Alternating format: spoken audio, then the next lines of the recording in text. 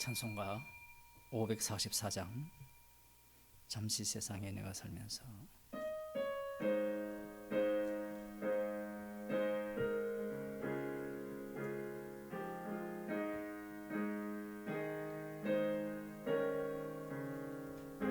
잠시 세상에 내가 살면서 항상 찬송 부르다가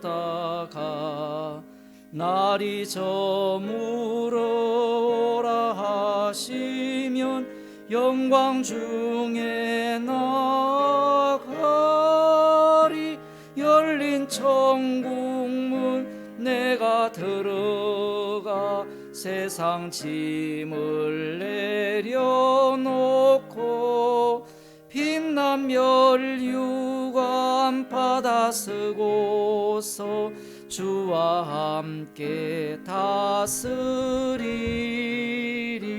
눈물 골짜기 더듬으면서 나의 갈 길 다 간 후에 주의 품 안에 내가 안기어 영원토록 살리로다.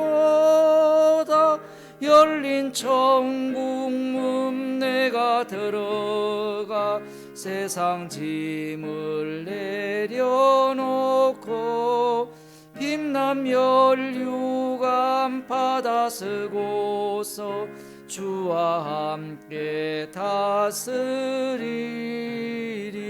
나의 가는 길 멀고 험하며 산은 높고 고름 깊어 고난 나의 몸 쉴 곳 없어도 복된 날이 밝아오리.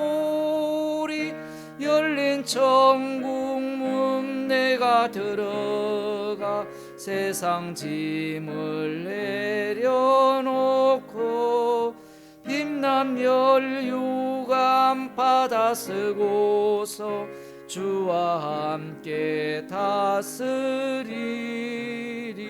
한숨 가시고 죽음 없는 날 사모하며 기다리니 내가 그리던 주를 배울 때 나의 기쁨 넘치리라. 열린 천국문 내가 들어가 세상 짐을 내려놓고 빛난 멸류관 받아 쓰고서 주와 함께 다스리리. 기도하시겠습니다. 우리의 사는 환경이 주님의 뜻과는 너무나 거리가 멀기에 이방인처럼 무엇을 구하며 마실까를 염려하며 살아가는 인생들을 주께서 긍휼히 여기시사 십자가 사랑 안으로 인도하심을 감사드립니다.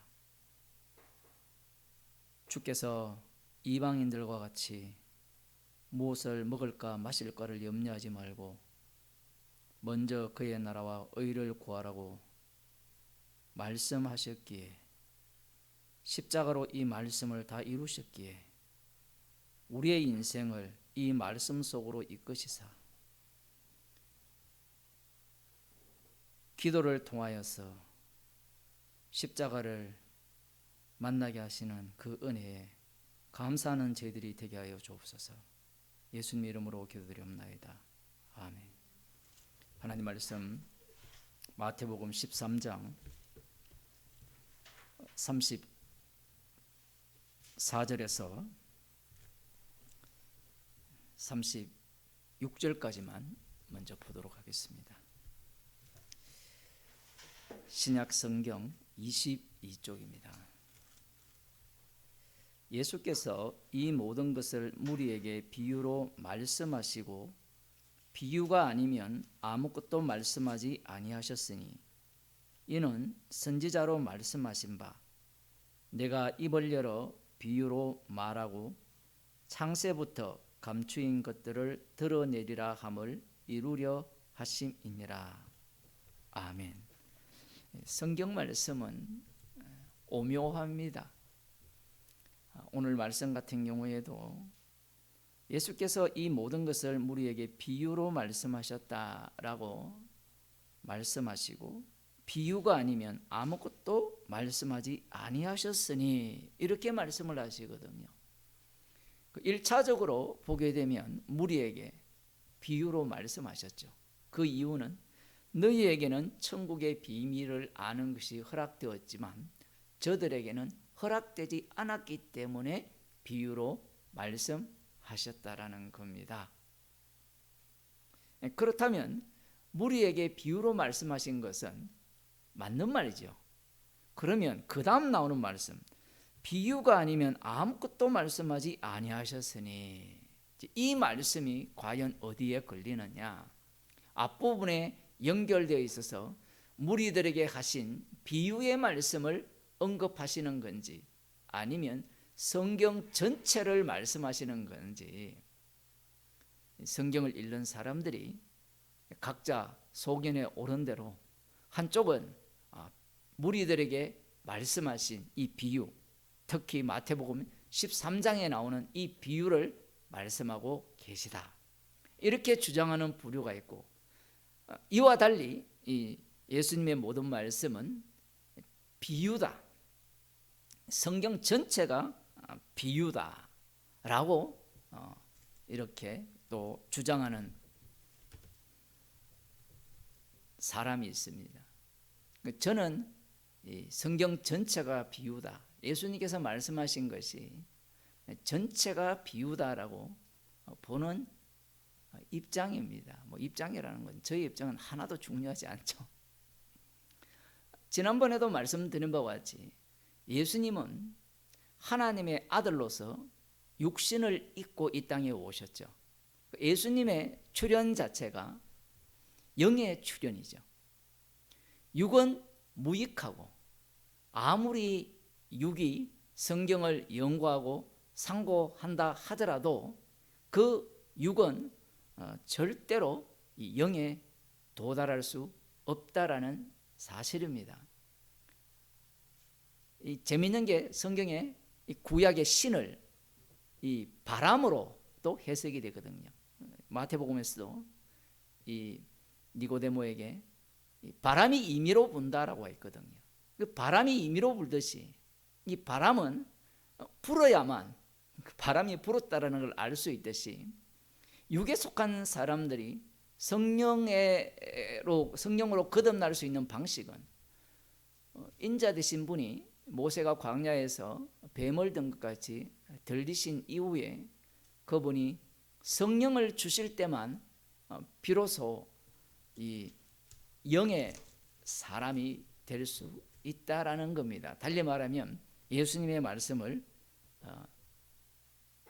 이해한다. 우리의 언어는 항상 제한적이기 때문에 그 이해한다, 이렇게 볼 수밖에 없는 거예요. 여기에 나오는 비유도 마찬가지죠. 우리들은 비유, 이소무화 그런 것들이 있잖아요. 그것도 비유잖아요. 그 이소무화 같은 걸 이렇게 내용을 들어보면 교훈적이잖아요. 그리고 귀에 쏙쏙 들어오잖아요. 네가 대접하고자 하는 대로 대접하라. 학과 여우가 서로 대접을 할 때 어떻게 대접합니까? 자기 입장에서 대접을 하니까 어떻습니까? 여우가 갔는데 긴 호리병에 대접을 하면 그걸 먹을 수가 있습니까? 학이 갔는데 이 접시에 대접을 하는데, 이 비유라는 것은 어린아이도 이렇게 이해될 수 있는 그런 것이 비유죠. 그런데 성경은 역시 이 파라볼레라고 이렇게 비유를 이야기를 하는데, 똑같은 단어를 쓰는데 더 이해하기 쉽게 비유를 든 것이 아니라는 것은 분명합니다. 저들에게는 깨닫지 못하게 하기 위해서 비유를 말씀을 하셨기 때문에. 그러니 흔히 말하듯이 비유는 깨닫지 못하는 자에게 쉽게 이해하기 위해서 말씀을 주셨다라는 것은 벌써 엉터리예요. 인간들이 사용하는 그 언어 체계가 붕괴가 되는 거죠. 예수님이 비유로 말씀하신 이유는 허락되지 않았기 때문에 아예 알아듣지 못하게 하기 위해서 비유를 말씀하신 거예요.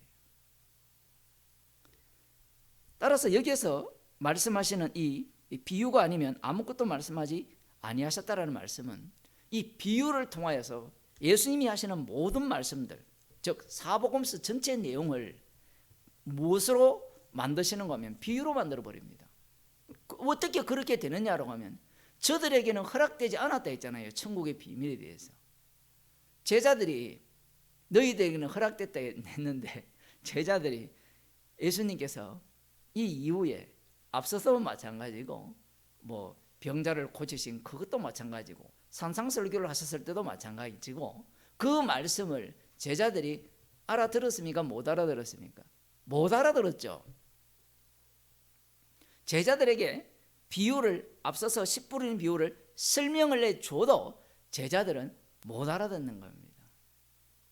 그래서 예수님께서는 비유가 아니면 아무것도 말씀하지 않았다라는 이 말씀을 갑자기 훅 끌고 오는 겁니다. 시편 78편에 있는 그 아삽의 시, 예언의 시거든요. 예언이라고 하면 현실을 부정하면 안 돼요. 현실 속에서 나온 시인데 그것이 예언이 됩니다.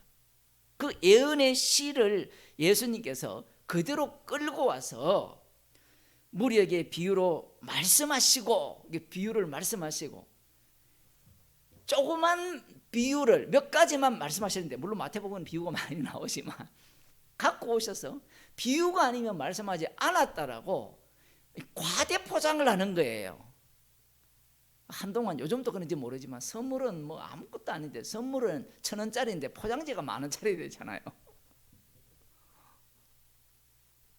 요즘은 전부 메이드 인 차이나라서 좀 저렴한 게 많지만 예수님께서 말씀을 하실 때, 하나님께서 이 계시를 주실 때 우리들이 납득하는 방식으로 말씀을 하지 않는 겁니다. 마태가 지금 성령을 받아서 기록하고 있잖아요.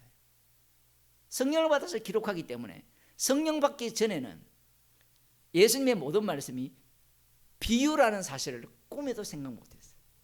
왜냐하면 같은 언어잖아요. 서로가 소통이 되지 않습니까? 그죠? 예수님 알겠습니다. 씨 뿌리는 비유는 뭐 길가는 어떻고 뭐 돌짝밭은 어떻고 가시던 물속은 어떻고 옥토는 어떻고 그건 누가 못 알아듣습니까? 다 알아듣잖아요. 재리의 유혹, 그다음 세상의 염려, 못 알아듣는 사람이 없잖아요. 다 알아듣잖아요. 그런데 성령을 받게 되니까 그 알아들었다라는 자체가 다 부정당합니다. 계속해서 말씀드립니다만 그런 식으로 알아듣게 되면 도달하는 지점이 어디냐라고 하면 바리새인입니다. 바리새인. 제가 왜 이렇게 강조를 하느냐라고 하면요, 오늘날 기독교가 성경을 제대로 배우면 도달하는 지점이 바리새인이에요. 바리새인의 특징은 말씀 중심이고 하나님 중심이고 성경 중심이에요. 충격적이지 않습니까?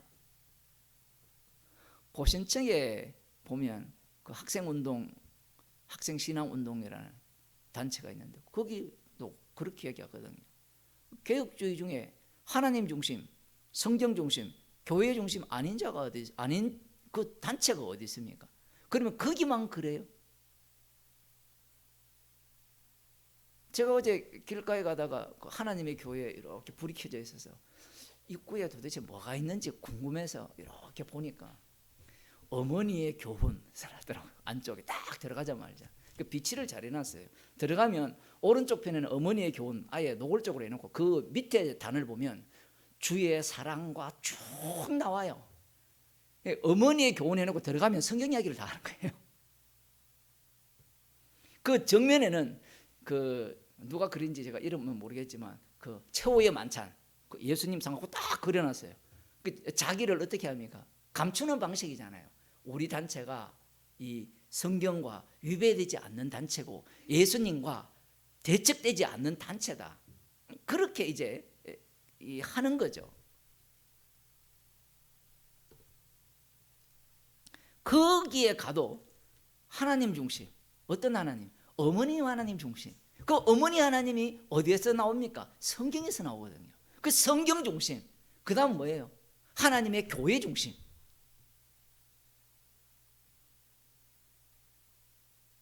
그들은 무엇을 모르는 거예요?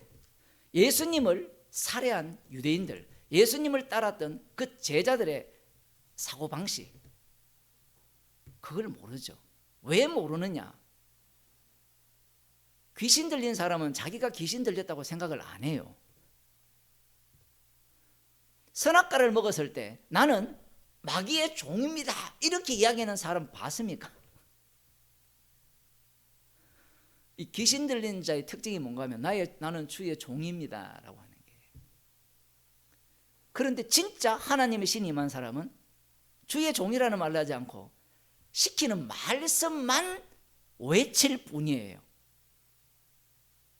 구약의 선지자들도 그래요. 시키는 대로 외칠 뿐입니다. 그런데 거짓 선지자들이 뭐랍니까?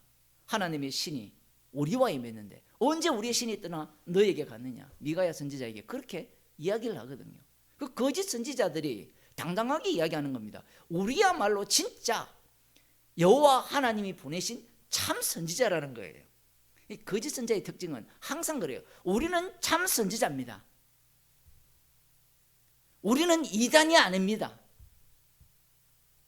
이단이 아니는 것을 감추기 위해서 이름을 수백 가지로 만들잖아요. 전국에 800개 교회가 만들어졌다면서 JMS, 정명석 교회. 이름도 너무 재밌죠. 재밌는 게 아니라 너무 성경적이잖아요. 주사랑교회, 주미등교회, 주은혜교회. 주자 들어가는 돌립니다. 주의 주. 그 주가 정명석이거든요. 그 J가 이니셜이 정명석이 J가 아니고 주제예요. 제가 좀 언어 유희를 했지만 아마 그렇게 쓸 겁니다. 정명석이가 주니까. 그 내용들이 성경에 다 있어요. 인터넷 검색하면 6월절 치면 어머니 안산홍 자기가 재림예수라 그러잖아요. 그죠? 그쪽이 다 장악하고 있죠. 성경 중심이라고. 그러면서 성경을 풀 때 어떻게 풉니까? 다 비유로 풀어버려요. 다 비유로. 이런 게 재밌는 거예요. 그쪽 동네는 구약을 굉장히 중요하거든요. 왜냐하면 구약을 중요시해야만요 인간을 붙들어 놓을 수 있어요. 갈라디아 이단들이, 골로새 이단들이 왜 율법을 끌고 옵니까? 왜 안식일을 끌고 와요? 안식일이나 율법을 갖고 오지 않으면요 교인들이 머물러 있지를 않아요. 주님이 지금 또 살아계셔서 친히 일하십니다. 어디 있느냐 이거 어디 있어요? 오늘 조금 이따 70편 78편을 보겠지만 어디 있냐라는 겁니다. 그러면 하나님이 우리와 동행하시는 증거가 뭐냐 할 때는 내가 어떻게 해야 돼요? 6월절을 지키고 안식일을 지키고 11조를 하고 그럴 때 하나님이 나와 동행한다는 증거가 돼요. 인간의 눈에는 그거 외에는 없습니다. 여러분들도 복음을 들었지만 그걸 자꾸 확인하고 싶지 않나요? 내가 주님과 동행한다, 함께 하신다. 그 증거가 어디 있느냐? 여러분 증거를 찾으려면요 시간을 정하여서 항상 기도를 한 30분씩 해보세요. 그리고 나가서 전도를 하시든가 그리고 헌금을 하시든가. 인간은 자기 행위를 통해서 동행하는 증거밖에 몰라요.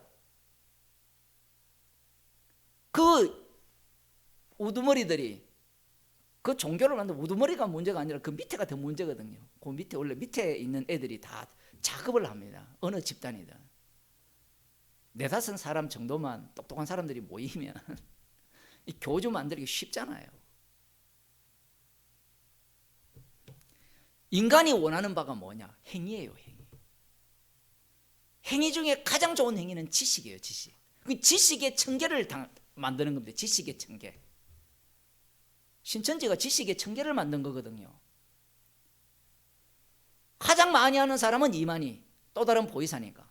그 밑에 있는 단계에 있는 사람이 이 책이 있다면 쫙 풀어서 그 밑에 하청받은 그 자들은 뭐 제 같은 설교 다 끌어모읍니다. 이단이라고 저는 몇 번 이야기하지만 그걸 왜 끌어모으는가 하면 그걸 끌어모아야 그걸 갖고 우리가 이만큼 성경 해석을 잘한다라고 내놓으면 똑똑한 검사, 판사 이런 사람들, 교사, 교수들이, 그들이 탐심이 뭐예요? 탐욕이. 알고 싶은 탐욕, 그걸 제공해 줄 수 있거든요. 왜 많은 교수나 교사들, 라디오에 인터뷰한 그 사람, 카이스트 교수잖아요. 왜 정명석에 들어갔다가 나왔습니까? 교인 줄 알고 갔대요. 그러면 이 교회라는 생각이 어떤 생각을 갖고 있느냐는 거예요. 물론 그 사람은 뭐 빨리 나왔다 이렇게 얘기를 하는데, 들어가 보면 뭔가를 가르쳐 주거든요. 물론 거기에는 뭘 제공했다고 얘기합니까? 처음 가면요, 환대를 해줘요. 이게 모든 이단들의 공통점입니다.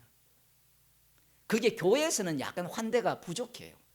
새신자가 오면 박수 한번 치고 선물 주고 끝이잖아요. 그런데 뭐 이쪽 이단 동네들 가면요, 3박 4일 동안 먹이고 입히고 재워주면서 황제 대접을 해줘요.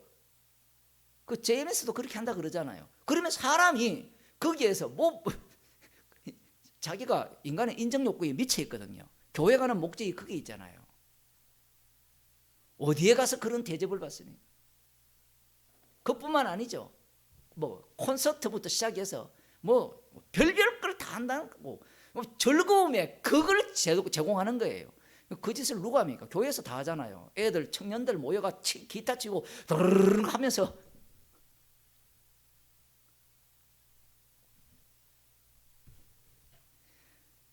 재밌는 것은 그들도 다 성경을 갖고 이야기를 한다는 거예요. 성경 중심으로. 왜 예수님께서 비유가 아니면 말씀하지 않았다라고 말씀하시는가 하면요, 너희들은 절대로 성경 해석할 수 없다라는 말씀을 하시기 위해서 그래요. 성경은 해석하는 게 아니라 말씀대로 이루어진다는 이야기입니다. 예수님께서 말씀대로 이루셨죠. 말씀이 육신이 되셨잖아요. 인간이 말씀을 믿은 게 아니잖아요. 그렇게 말해도 지금 이해가 안 되죠. 왜냐하면 이미 구약 전체가 말씀이잖아요. 그 말씀을 모두 담으면 인격체로 등장했잖아요. 말씀이 육신이 되신 예수님. 예수님이 말씀이에요. 말씀. 예수님이 말씀의 성취자라고요. 인간이 말씀을 알고 믿고 할 그게 안 돼요. 알고 믿고 할 것 같으면 예수님께서 십자가 지시지 말고 그냥 성령을 줘버리면 됩니다. 인간이 원하는 성령. 십자가의 영이 아닌 하나님의 영을 주면 되잖아요. 너희들 좀 어리석구나, 부족하구나. 그래서 마귀 너 나가고 내 그 자리에 성령을 집어넣어 줄 테니까 하나님에 대해 아는 지식을 다 배워가지고 나를 믿고 나를 순종하면서 나에게 영광을 돌려. 이 방식을 취하면 되잖아요. 인간들이 웃기죠. 그 이단들이 주장하는 게 개혁교회가 주장하는 것과 똑같거든요. 성경을 제대로 배운다, 제대로 안다, 이거보다 악마적인 게 없어요. 그들 그 성경을 가르치는 그 집단에 들어가 보세요. 십자가는 완벽하게 제거합니다. 십자가는 하나의 지식에 불과해요. 성경 지식으로만 가득 차 있는 거예요.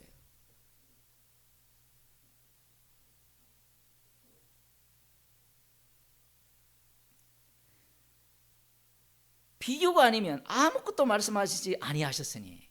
이게 성령 받은 마태의 이야기입니다. 이게 주님의 말씀이죠. 그러니 너희들은 천국의 비밀이 아는 것이 허락된 자와 되지 않는 자가 드러나는 현장 속에서 이 현장이 될 뿐인 거예요. 현장이. 언제 현장이 됩니까? 오순절날 성령을 받고 복음을 전할 때 이 말씀의 현장성이 드러나는 겁니다. 비유라고 하니까 풀면 알겠네가 아니라 아무리 풀어도 깨닫지 못하고 십자가신 그분께서 십자가 영을 부어주실 때 비로소 천국의 비밀을 아는 자가 된다라고 해요. 여기에서 안다는 말은 흔히 말하는 지식적으로 안다라는 것을 포함하고 있는 알미인데, 그 지식적 알을 부정하는 알미 돼요. 말을 왜 이렇게 어렵게 하느냐라고 하면, 이 인간의 악마성이 예수님 옆에 달라붙잖아요.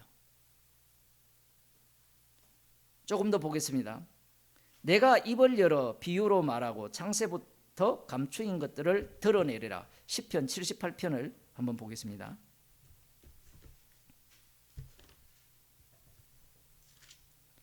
아삽의 마스길이거든요. 이 마스길이라는 말은 흔히 교훈 이렇게 이야기를 합니다. 교훈이 되었던 잠언이 되었던 격언이 되었던 이것이 예수 그리스도의 영에 의해서 기록된 말씀이 되면 모두가 다 뭐가 되죠? 십자가를 전가하는 말씀이 됩니다.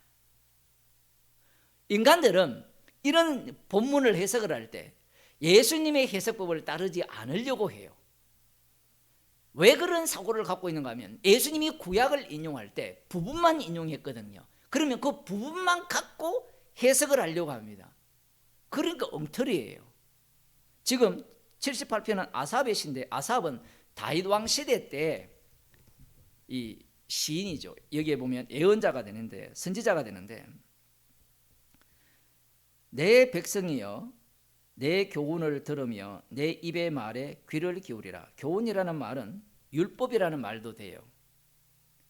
근데 이게 율법이냐? 뒤에 나오는 이야기를 들어보면 율법으로 보기에는 약간 문제가 있지 않느냐 하지만 그게 같이 엮여 있거든요. 좀 더 봅시다. 내 입의 말에 귀를 기울일지어다. 내가 입을 열고 비유를 베풀어서 비밀한 말을 발표하리니 이는 우리가 들은 바요 아는 바요 우리 열조가 우리에게 전한 바라. 이렇게 이야기를 해요. 근데 예수님께서는 내가 입을 열어 비유로 말하고 창세부터 감추인 것들을 드러내리라. 요 조그만 부분을 끌고 와서 창세부터 감추인 것들을 드러낸다고 하시는 거예요. 그러면 지금 이 아삽이 이 비유를 말하면서 창세부터 감추인 것들을 드러낸다는 거예요. 그런데 창세부터 감추인 것들을 드러내는데 문제는 아삽은 그걸 모르죠. 선지자니까 예언을 하는 겁니다. 그런데 입을 열어 이 옛 비밀한 말을 발표한다 이렇게 얘기하거든요. 근데 뒤에 가보면 비유가 없어요. 조금 더 보겠습니다. 우리 열조가 우리에게 전한 바라. 우리가 이를 우리에게 전한 내용이에요. 다 들었던 이야기입니다. 그럼 그걸 이제 비유로 본다는 거예요. 선지자니까. 우리가 이를 그 자손에게 숨기지 아니하고 여호와의 영예와 그 능력과 기이한 사적을 후대에 전하리로다. 들은 것을 전한다는 거죠.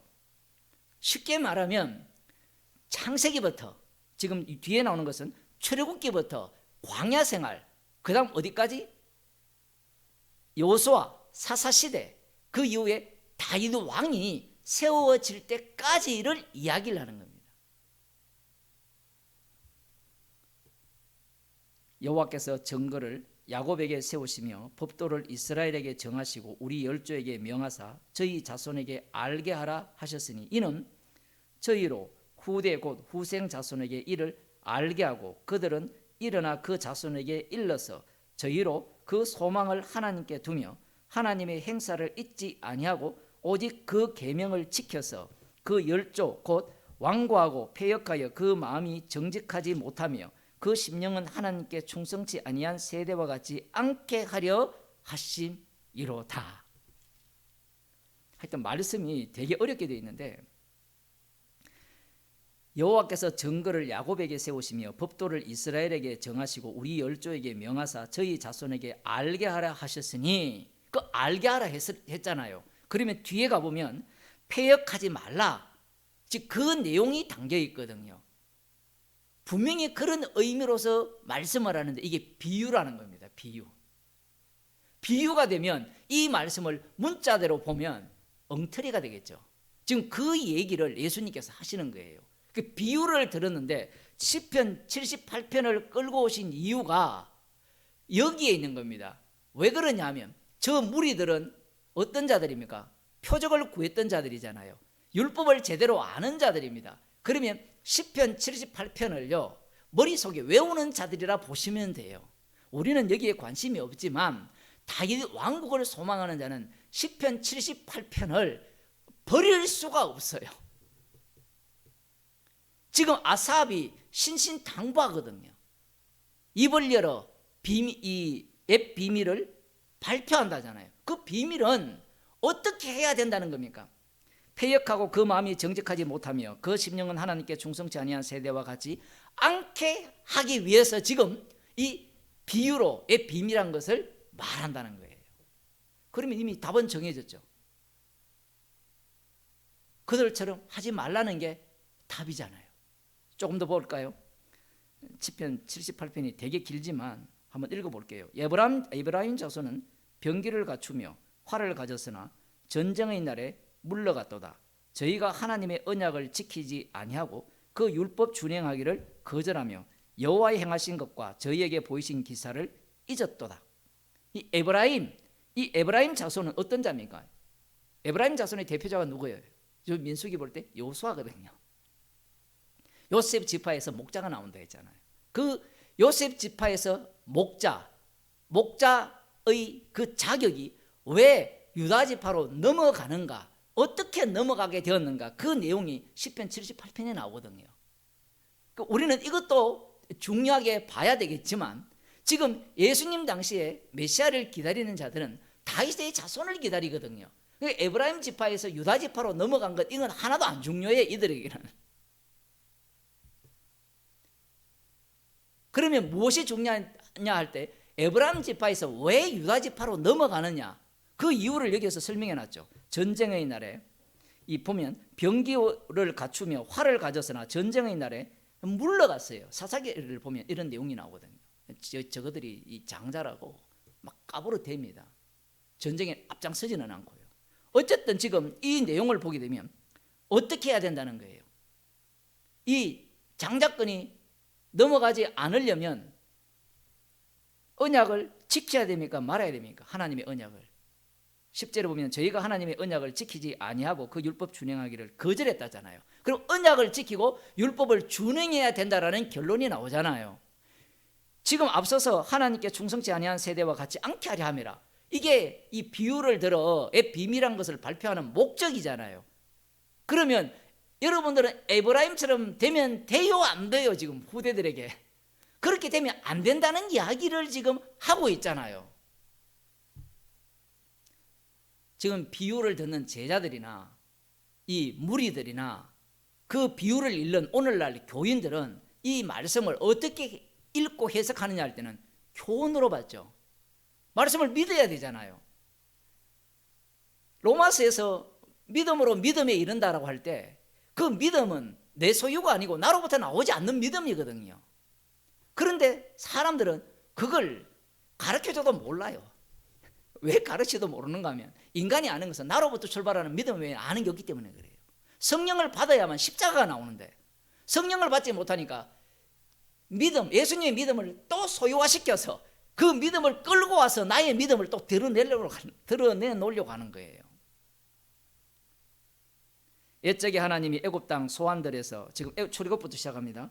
소환들에서 기이한 일을 저희 열조의 목전에서 행하셨을 때 저가 바다를 갈라 물을 무더기 같이 서게 하시고 저희로 지나게 하셨으며 낮에는 구름으로 온 밤에는 화강으로 인도하셨으며 광야에서 반석을 쪼개시고 깊은 수원에서 나는 것 같이 저희에게 물을 흡족히 마시우셨으며 또 반석에서 시내를 내사 물이 강같이 흐르게 하셨으나 저희는 계속하여 하나님께 범죄하여 황야에서 지존자를 배반하였도다. 저희가 저희 탐욕대로 식물을 구하여 그 심중에 하나님을 시험하였으며 그뿐 아니라 하나님을 대적하여 말하기를 하나님이 광야에서 능히 식탁을 준비하시랴. 모세가 이런 얘기를 했죠. 저가 반석을 쳐서 물을 내시며 시내가 넘쳤거니와 또 능히 떡을 주시며 그 백성을 위하여 고기를 예비하시랴 하였도다. 그러므로 여호와께서 듣고 노하시며 야곱을 향하여 노가 맹렬하며 이스라엘을 향하여 노가 올랐으니 이는 하나님을 믿지 아니하며 그 구원을 의지하지 아니한 영고로다. 그러나 저가 오히려 위에 궁창을 명하시며 하늘 문을 여시고 저희에게 만나를 비같이 내려 먹이시며 하늘 양식으로 주셨나니 사람이 권세 있는 자의 떡을 먹으며 하나님이 식물을 충족히 주셨도다. 저가 동풍으로 하늘에서 일게 하시며 그 권능으로 남풍을 인도하시고 저희에게 고기를 티끌같이 내리시니 곧 바다 모래 같은 나는 새라. 그 진중에 떨어지게 하사 그 거처에 둘리셨도다. 저희가 먹고 배불렀나니 하나님이 저희 소욕대로 주셨도다. 저희가 그 욕심에서 떠나지 아니하고 저희 식물이 아직 그 입에 있을 때에 하나님이 저희를 대하여 노를 바라사 저희 중 살찐 자를 죽이시며 이스라엘의 청년을 저 엎드리셨도다. 그럴지라도 저희가 오히려 범죄하여 그의 기사를 믿지 아니하였으므로 하나님이 저희 날을 헛되이 보내게 하시며 저희 해를 두렵게 지내게 하셨도다.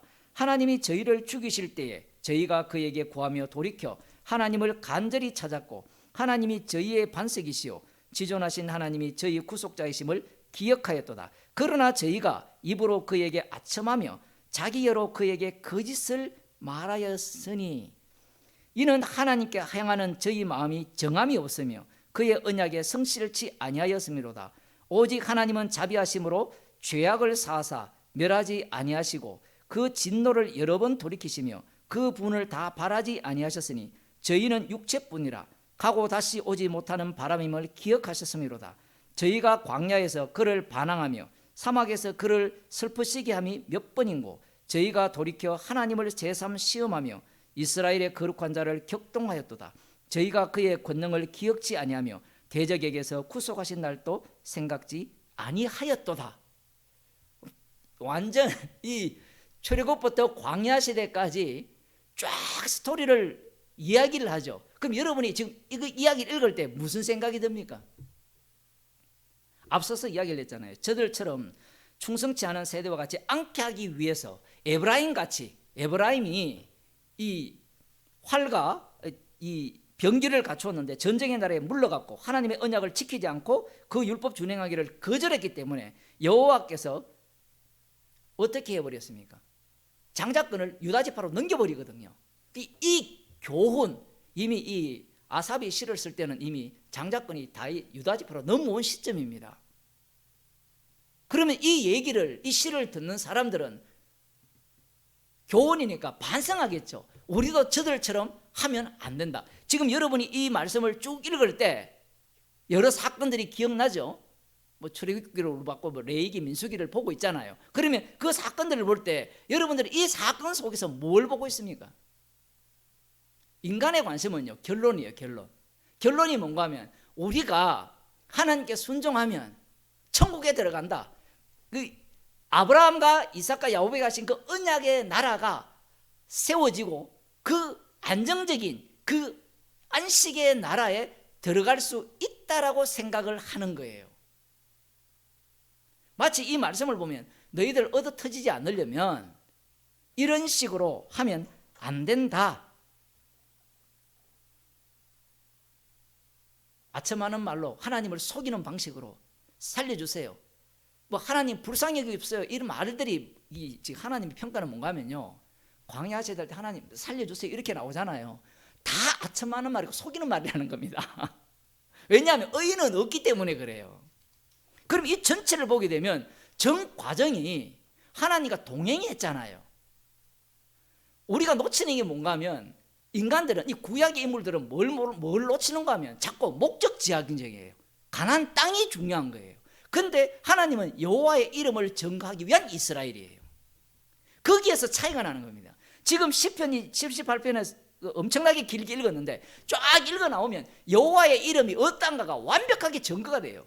그런데 이걸 읽으면 이게 비유라는 거예요. 그런데 인간들은 이걸 읽으면 반성에 또 반성, 반성에 또 반성. 그래서 우리는 아첨하는 말을 하지 말고 거짓말 하지 말고 하나님께 진심으로 진짜 이 거짓 없는 그 깨끗한 마음으로 믿음으로 하나님을 섬겨야 된다. 이렇게 주장하는 거예요. 그러니까 그 이단들 그런 말에 속아 넘어가잖아요. 이단이냐 아니냐는 간단하게 구분이 돼요. 십자가가 나오느냐 안 나오느냐. 십자가가 나온다는 것은요, 말씀을 전하는 본인도 죄인 중에 개수라는 이야기예요. 또 이거 이야기하면 죄인 중에 개수니까 나 괜찮은 인간이죠. 요거 날려버려야 됩니다. 그걸 교회에서 안 가르쳐 주거든요. 왜냐하면 교회에서 가르쳐 주는 것은 이미 아까 우리 찬송가 했잖아요. 잠시 세상에 내가 살면서 이 찬송가가 완전 악마적이거든요.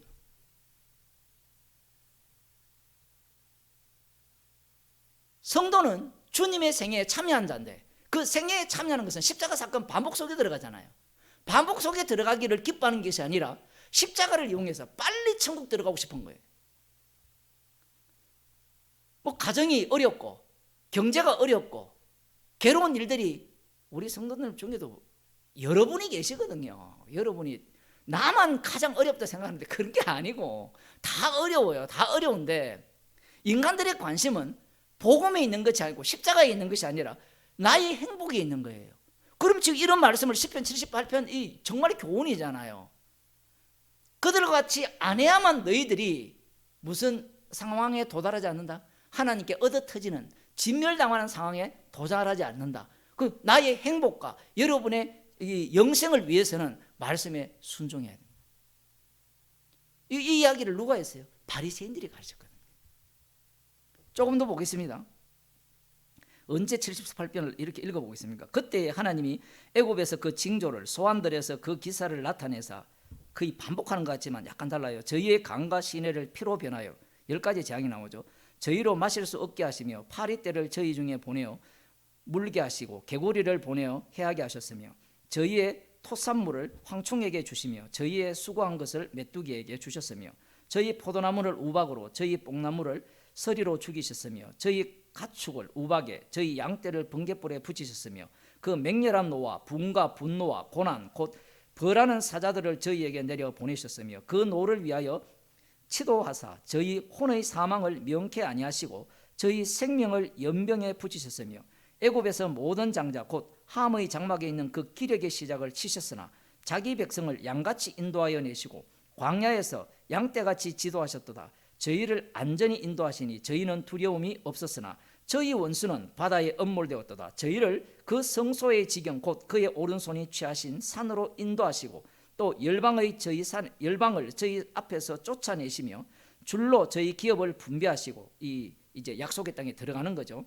이스라엘 지파로 그 장막에 거하게 하셨도다. 그럴지라도 저희가 지존하신 하나님을 시험하며 반항하여 그 정거를 지키지 아니하며 저희 열조같이 배반하고 뱃살을 행하여 속이는 활같이 빗나가서, 이 속이는 활이라는 것은 이런 겁니다. 활 자체가 휘어져 있어요. 휘어져 있으니까 아무리 관역을 맞춰도 빗나가는 겁니다. 마치 총대가 끝부분이 이렇게 휘어져 있으면 아무리 똑바로 맞춰도 제대로 갈 수가 없죠. 이게 이스라엘 백성이라는 겁니다. 약속의 땅에까지 넣어줬는데도 불구하고 그들이 반항했다는 거예요. 지금 이 내용은 사사기 이야기예요. 출애굽에서 그 10가지 재앙으로부터 출발해서 광야를, 아까 앞부분에 광야 얘기가 집중적이었고 지금 여기에서는 애굽에서 곧장 어디로 인도합니까? 약속의 땅으로 인도한 거예요. 인도했는데 그들이 어떻게 합니까? 열조같이 배반하고, 이 아삽이 이 시를 쓴 목적이 하나님께 충성치 아니한 세대와 같이 않게 하려 함이라 했잖아요. 똑같은 이야기예요. 열조같이 배반하고 그 다음 자기 산당으로 그 노를 격동하며, 이 사사시대에 보면 하여튼 자기를 위한 산당, 심지어는 자기 집안의 이 목사, 자기 집안의 목사. 오늘날 교회 목사들이 나의 축복을, 나의 영생을 책임져 주는 목사, 한 4, 5만 명 된다 그러잖아요. JMS가. 하나님의 교회는 몇 명일까요? 아마 그보다 더 많을 거예요. 신천지는 뭐 14만 4천이 넘었을 거고. 저희 조각한 우상으로 그를 진노케 하였으며 하나님이 들으시고 분내어 이스라엘을 크게 미워하사 실로의 성막 곧 인간에 세우신 장막을 떠나시고, 이 블레셋과의 전쟁에서 언약궤를 들고 나갔다가 홈니와 비니아스, 엘리야의 두 아들 홈니와 비니아스가 죽임을 당하잖아요. 지금 그 사건을 이야기하는 거예요. 하나님이 떠나버리니까 어디로 갑니까? 블레셋으로 들어간 거예요. 그 속에서 전쟁을 펼치는 건데, 곧 인간에 세우신 장막을 떠나시고 그 능력된 자를 포로에 붙이시며 자기 영광을, 능력된 자가 누군가 하면 언약궤입니다. 언약궤를 포로로 붙여버리는 거예요. 자기 영광을 대적의 손에 붙이시고 그 백성을 또 칼에 붙이사, 엄청난 숫자가 죽거든요. 이때 그의 기업에게 분내셨으니 저희 청년은 불에 살라지고 저희 처녀에게는 혼인 노래가 없으며, 거의 한 3만 명 정도가 죽임을 당했으니까 얼마나 많은 사람이 죽겠습니까? 저희 제사장들은 칼에 엎드러지고 홈니와 비나스가 죽었잖아요. 그 다음 저희 과부들은 애곡하지 못하였으며, 이가봇이라고 여호와의 영광이 떠났다. 때에 주께서 가다가 깬 자같이 포도주로 인하여 외치는 용사같이 일어나사 그 대적을 쳐 물리쳐서 길이 욕되게 하시고 그 스스로 전쟁을 벌였죠. 언약궤가. 지금 그 말씀을 하시는 겁니다. 또 요셉의 장막을 실어버리시며 에브라임 지파를 택하지 아니하시고, 이 이야기가 나온 것이 앞부분에 나왔죠. 에브라임이 전쟁의 날에 물러났도다. 언약을 지키지 않고 율법 준행하기를 거절했다. 그것 때문에 에브라임을, 요셉의 장막을 싫어하셨다. 이 이야기를 하는 거예요. 그걸 속 중심으로 사실은 다 싫어했거든요. 어느 누구도 좋아한 자들이 없어요. 지금 이 말씀에 의하면 다윗을, 유다 지파를 택한다는 말 자체도 지금 이 말씀에 의하면 유다 지파 잘한 게 있어요, 없어요? 지금 78편 빨리 읽었지만 없잖아요. 어느 누구도 없어요. 그런데 하나님께서 에브라임이 전쟁의 날에 물러갔고 그 다음 언약을 배반하고 율법을 지키기를 거절했다. 이것 때문에 요셉 지파를 싫어했다, 요셉의 장막을 싫어했다라고 하니까 이 성경 10편 78편에 있는 유대인들은 뭘 생각하지 않는가 하면, 그렇다면 유다는 과연 어떻게 이 왕권을, 왕의 호를 받을 자격이 되느냐, 이 얘기를 물어야 돼요. 맞죠? 저 혼자 뭐 흥분할 것 같은데 물어야 되는데 안 물어요. 그게 문제라는 겁니다. 그러면 그렇게 되면 어떤 문제가 발생하는가 하면, 유다 지파는 말씀대로 순종했기 때문에 선택받았다, 이래 나와요, 다윗은. 그런데 그 말을 지금 정반대로 이야기하거든요. 여기 봅시다. 에브라임 지파를 택하지 아니하시고 오직 유다 지파와 그 사랑하시는 시온산을 택했다라고 하죠. 이 말씀을 하시는 이유가 있죠. 앞서서는 에브라임 지파를 택했는데 에브라임 지파를 왜 버립니까? 왜 버려요? 그들이 언약을 지키지 않고 율법 준행하는 걸 거절했기 때문에 버렸잖아요.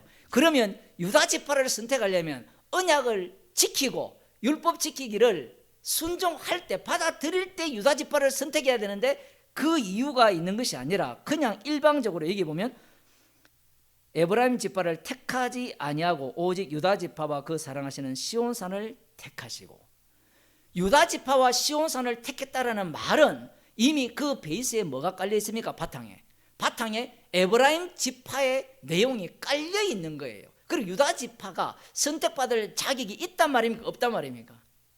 없다는 이야기를 하는 거예요. 없다는 이야기를 하는데, 지금 이걸 없다는 이야기를 하지 않고 있다로가 되면 이 유다 지파에서 오시는 다윗 왕을 기다리는 이 메시아를 대망하는 그들은 어떤 태도로 살아갈까요? 10편 78편을 보면 우리는 에브라임처럼 언약을 배반하면 안 된다, 언약을 지켜야 되고 율법을 거절하면 안 된다, 율법을 지켜야 된다, 이 주장을 내세울 거란 말이에요. 성경 자체에도 이게 있는데 왜 그렇게 안 읽혀지느냐라고 하면, 우리는 이미 그리스도의 영을 받았기 때문에 그렇게 읽혀지는데 그리스도의 영이 없는 자들은 말씀 자체가 자기 중심이에요. 자기 구원 중심이기 때문에, 자기 구원 중심이라는 것을 누가 가장 잘 보여주는가 하면 남은 자들, 예수님 당시의 유대인들이죠.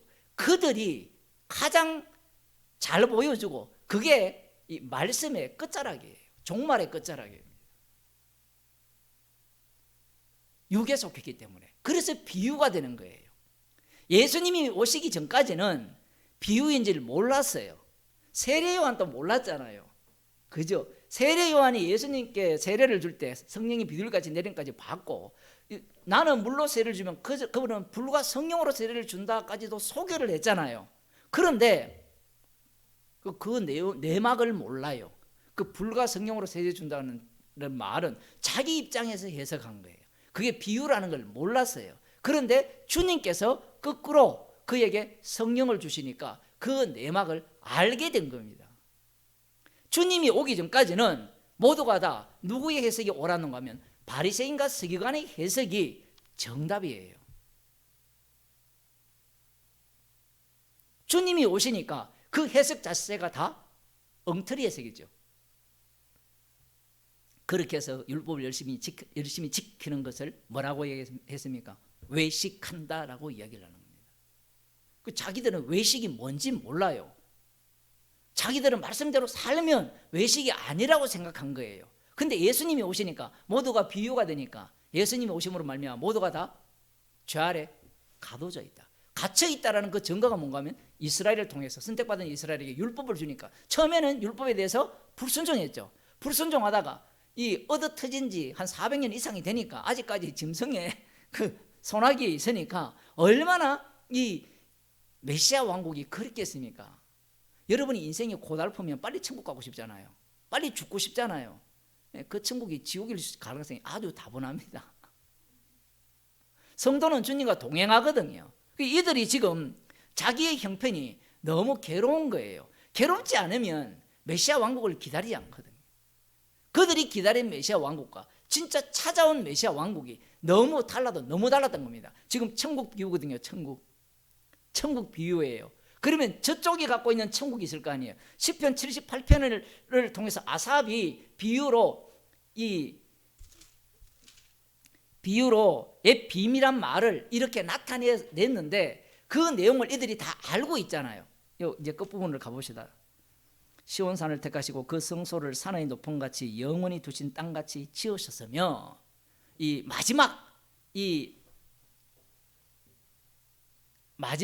그 땅을 이 다윗이 이곳을 시온산을 차지하거든요. 그곳을 다윗성이라 합니다.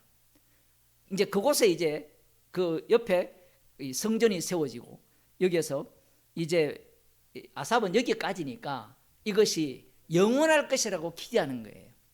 그런데 이것을 후대가 보잖아요. 후대가 보니까 이제 다윗의 자손으로 오시는 그 참 목자, 그 다윗 왕이 오시면 이 말씀을 이제 진짜 영원히 이루는 그러한 메시아 왕국을 세울 것이다라고 기대를 하는 겁니다. 좀 더 봅시다. 또 그 종 다윗을 택하시되 양의 우리에서 취하시며, 이게 굉장히 중요합니다. 왜냐하면 사울 왕은 인간들이 요구를 했죠. 요청을 해서 세운 왕입니다. 근데 다윗 왕은 하나님이 친히 사울 왕을 패하시고 친히 선택하셔서 택했는데 자기 아버지도 어떤 형제들도 저 다윗은 왕제가 아니야, 기름 부음 받을 자가 아니야 라고 생각한 거예요. 심지어 누구까지? 사무엘 선지자까지. 하나님이 선택한 이 양의 우리에서 취했다라는 거예요. 어떤 조건이 없는 겁니다. 조건이 없다라는 것은 이걸 처음부터 출발시키면 이스라엘을 애굽에서 구원을 할 때 그들이 뭘 보고 구원받았습니까? 딱 하나, 언약이죠. 그 여호와의 이름을 위해서 애굽에서 구원을 받았거든요. 그러면 그 전 과정, 지금 78편 전체 과정을 보면 여호와의 이름을 완벽하게 증거하고 있거든요.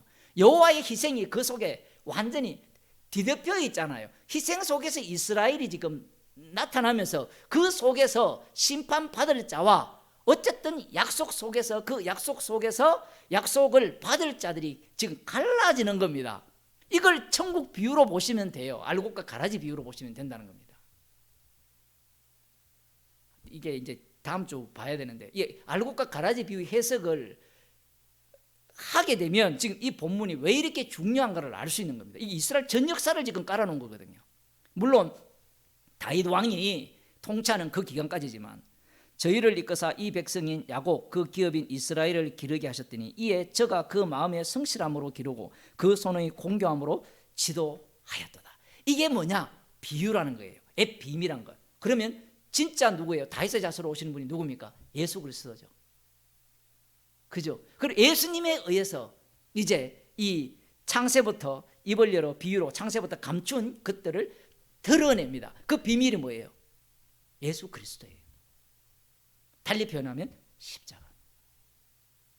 이걸 인간들이 무슨 수로 알아듣겠느냐 얘기예요. 제자들은 계속해서 알려달라고 하죠. 알려달라고 하면 그 다음 무엇이 필요하죠? 지금 시편 78편을 보게 되면 비유를 말하잖아요. 그러면 그 내용이 쭉 나오잖아요. 그러면 우리 조상들이 어떻게 했고 어떤 행동을 지었고 어떻게 배반했는 내용이 다 나오잖아요. 그 마지막에 다윗이 나올 때 이들은 이 말씀을 육으로 보기 때문에 그 말씀을 교훈으로 받아서 어떻게 해야 되죠? 말씀대로 살아야 된다는 겁니다. 예수님의 말씀을 대하는 방식도 마찬가지죠. 알려주세요. 알려주면 제가 배워서 그 말씀을 이해해서 그 다음 뭐 합니까? 모든 것을 버리고 주를 쫓겠습니다. 목숨까지도 내어놓겠습니다. 행위를 꺼내는 거예요. 알게 되면 제대로 알고 싶어하는 이유는 단순히 지식에 머물고자 하는 게 아닙니다. 물론 영지주의자들은 지식으로 미쳐있는 자들도 있지만 그 정신병자죠. 이 선악과를 먹은 자들은 이 지식을 제대로 받아가지고 실제로 행위를 하려고 하는 거예요. 그 행위를 하려고 하니까 그 행위를 통해서 결국은 어디에 들어가려고 합니까? 천국에 들어가려고 하는 거예요. 그래서 예수님께서 비유가 아니면 말씀하시지 않은 겁니다. 너희가 듣기는 들어도 깨닫지 못하고 보기는 보아도 알지 못한다. 이 사도행전 28장 보고 마치겠습니다.